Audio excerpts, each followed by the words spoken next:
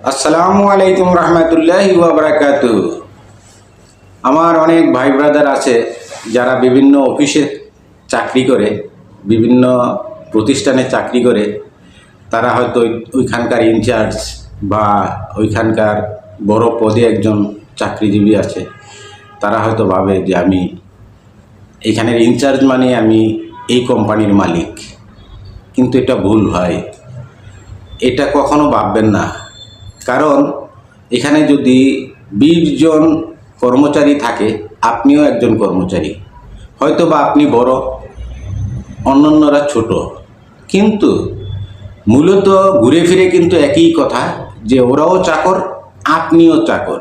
আপনি কিন্তু মালিক নন। হয়তো নিজেকে মালিক দাবি করতে পারেন, কিন্তু এটা আপনার ভুল। এখান থেকে বেরিয়ে আসেন।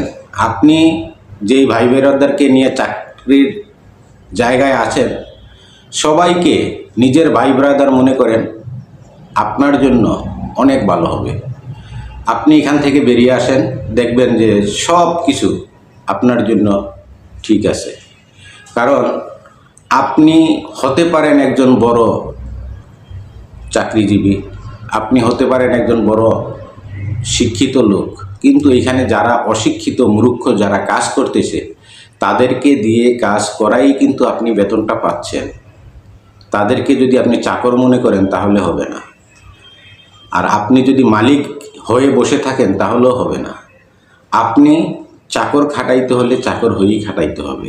কারণ আপনি যদি একজনকে চাকর বানাইতে চান, আপনার নিজের আগে চাকর হইতে হবে, তারপরে আপনি তাকে খাটাইতে পারবেন। আশা করি বুঝতে পারছেন।